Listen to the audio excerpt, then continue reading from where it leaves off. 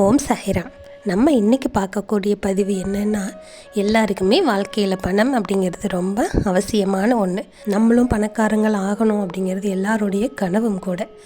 அப்படி நீங்கள் பணக்காரங்க ஆக போகிறீங்க அப்படிங்கிறதுக்கு சில அறிகுறிகளை இந்த இயற்கையே காட்டி கொடுக்கும். அப்படி என்னென்ன அறிகுறிகள் தோன்றுச்சு அப்படின்னா, நீங்கள் வாழ்க்கையில் சீக்கிரமாகவே பணக்காரர்கள் ஆக போகிறீங்க அப்படிங்கிறத நீங்கள் முன்கூட்டியே கணிச்சிக்கலாம். நம்மளுடைய முன்னோர்கள் சில விஷயங்களை நமக்காக சொல்லி வச்சுருக்காங்க. குறிப்பாக வாழ்க்கையில் ஒரு பெரிய மாற்றம், ஒரு பொற்காலம் தொடங்க போகுது அப்படிங்கிறத இந்த உலகத்தில் இருக்கக்கூடிய இயற்கைகள் எல்லாம் சூசகமாக சில அறிகுறிகளை நமக்கு காட்டும். நீங்கள் பணக்காரராக மாறப்போகிறீங்க அப்படிங்கிறத உங்களுக்கு தெரிவிக்கும். நான் சொல்லக்கூடிய இந்த அறிகுறிகள் உங்களுக்கு தெரிஞ்சது அப்படின்னா, நீங்களும் சீக்கிரமாகவே பணக்காரர்களாக மாறப்போகிறீங்க அப்படிங்கிறத நீங்கள் உறுதியாகவே நம்பலாம். உங்களுடைய வாழ்க்கையில் மிகப்பெரிய மாற்றமும் சந்தோஷமான ஒரு முன்னேற்றமும் நிச்சயமாக வரப்போகுது. கூடவே அன்னை மகாலட்சுமியும் உங்கள் வீடு தேடி கண்டிப்பாக வருவாங்க. இதை உணர்த்தக்கூடிய இந்த அறிகுறிகள் எல்லாம் என்னென்ன அப்படின்னு நம்ம ஒவ்வொன்றா பார்க்கலாம். பொதுவாகவே ஆண்களுக்கு வலது கையில் அரிப்பு ஏற்பட்டாலும், பெண்களுக்கு இடது கையில் அரிப்பு ஏற்பட்டாலும் அதற்கு பணம் வரப்போகிறது என்று ஒரு அர்த்தம் இருக்கிறது. உங்களுடைய நிதி நிலைமை மேலும் வலுவடைய போகுது அப்படிங்கிறதை நீங்கள் உணர்ந்து கொள்ளலாம். காலையில் கண் விழிச்ச உடனே சங்கு ஒலி கேட்டால் அது வாழ்க்கையில் நல்ல மாற்றம் வரப்போகிறதுக்கான ஒரு அறிகுறி தான். உங்கள் கஷ்டமான காலம் எல்லாம் இப்போ நல்ல காலமாக மாறப்போகுது. உங்கள் வாழ்க்கையில் மிகப்பெரிய ஒரு முன்னேற்றம் கிடைக்கக்கூடிய வாய்ப்பும் உருவாக போகுது.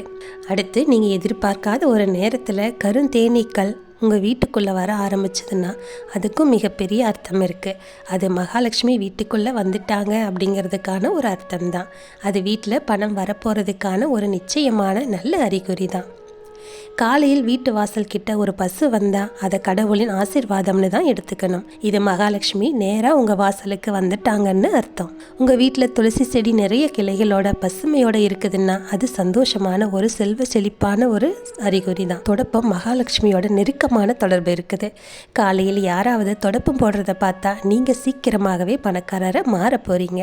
தொடர்ந்து 5 நாட்கள் யாராவது தொடப்பு போடுறத நீங்கள் பார்த்தீங்கன்னு சொன்னால் எல்லா துன்பங்களுமே உங்களை விட்டு நிச்சயமாக விலகி போக போகுது அப்படிங்கிறது தான் அர்த்தம். காலையில் வீட்டுக்கு வெளியில் சில்லறை பணம் கிடைச்சா அது பணம் வரப்போகுதுன்னு அர்த்தம். அதே மாதிரி உடைய அணியிறப்பவோ அல்லது அகற்றும் போதோ பாக்கெட்டில் இருந்து பணம் விழுந்தாலும் அது கூட பண வருகையை சொல்லக்கூடிய ஒரு அறிகுறி தான். உங்களோட வீட்டினுடைய முக்கியமான வாயிலுக்கு வெளியில் நீல கற்றாழை செடி வளர்ந்தாலும் அது உங்கள் வாழ்க்கையில் பணம் சேரும் அப்படிங்கிற ஒரு அறிகுறியை தான் குறிக்க போகுது. உங்கள் வீட்டில் பூனைகள் குட்டி பெற்றா அது ஒரு நல்ல அறிகுறி. பறவைகள் மாடியில் விலைமிக்க பொருள் வீசினாலும் அதுவும் பண வரவுக்கான ஒரு நல்ல அறிகுறி தான். உங்கள் வீட்டில் ஒரே இடத்துல 3 பள்ளிகள் தெரியுதுன்னா அது மகாலட்சுமி வரப்போகிறாங்க அப்படிங்கிறதுக்கான ஒரு முக்கியமான அறிகுறி. ஒரு பள்ளி இன்னொரு பள்ளியை பின்தொடர்ற மாதிரி இருந்தாலும் வீட்டு வளர்ச்சிக்கான அறிகுறி தான். அதுவும் குறிப்பாக தீபாவளி அன்னைக்கு துளசி செடியில் பள்ளி காட்சிப்பட்டா அது மிகவும் பேரதிர்ஷ்டம்னு சொல்லப்படுது. காலையில் திடீர்னு நீங்கள் கரும்பை பார்த்தாலும் அதுவும் உங்கள் வாழ்க்கையில் மிகப்பெரிய மாற்றத்தை கொடுக்க போகுது. மகாலட்சுமி அம்மாவினுடைய வாகனமாக கருதக்கூடிய இந்த ஆந்தையை நீங்கள் வெளியில் பார்த்தீங்க அப்படின்னாலும் அதுவும் உங்களுக்கு ஒரு நல்ல சகுனம்தான். உங்கள் வாழ்க்கையில் சீக்கிரமாகவே நிறைய பணம் வரவு இருக்க போகுது அப்படிங்கிறதுக்கான அறிகுறி தான். கனவில் நல்ல நிறமுடைய பூக்களோ அல்லது கோயிலோ மஞ்சள் நிற அல்லது சிவப்பு நிற பூக்களோ வந்தால் அதுவும் செல்வம் வரப்போகிறதுக்கான நல்ல ஒரு அறிகுறி தான்.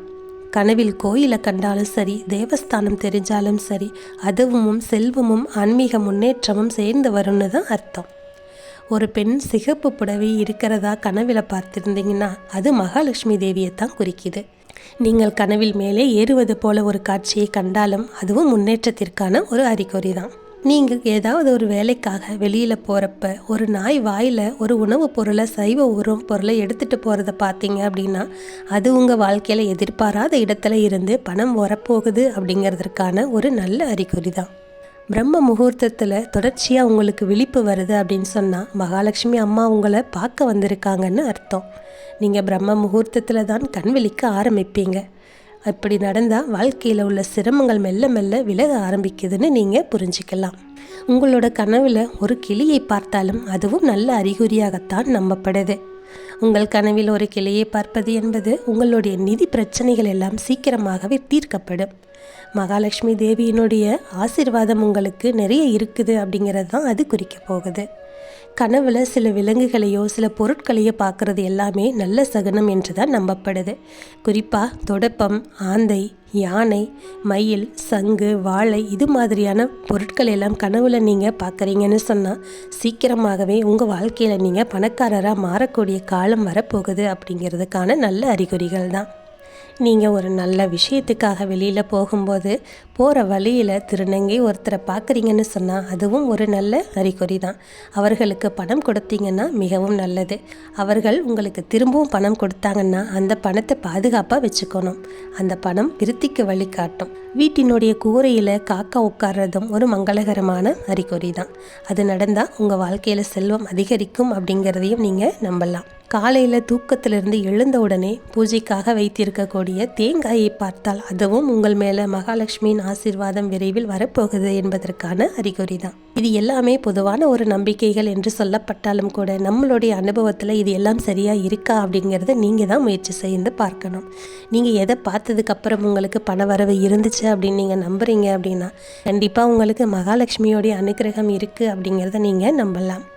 மகாலட்சுமியை மகிழ்ச்சியாக வச்சுக்க நீங்கள் வீட்டில் பலவிதமான வழிமுறைகளை செஞ்சுக்கிட்டே தான் இருக்கீங்க. அதற்கான நிச்சயமான பலன்கள் எல்லாம் உங்களுக்கு கிடைத்தே தீரும். இது உங்களுக்கான ஒரு நம்பிக்கை கொடுக்கக்கூடிய ஒரு பதிவு தான். சில விஷயங்கள் நம்ம வாழ்க்கையில் நடக்கும்போது நம்ம மகிழ்ச்சியாக இருப்போம். இது போன்ற ஒரு நல்ல விஷயம் நடக்குது அப்படின்னா அதை எல்லாருக்குமே தெரியப்படுத்துறதுல தவறு ஒன்றும் கிடையாது.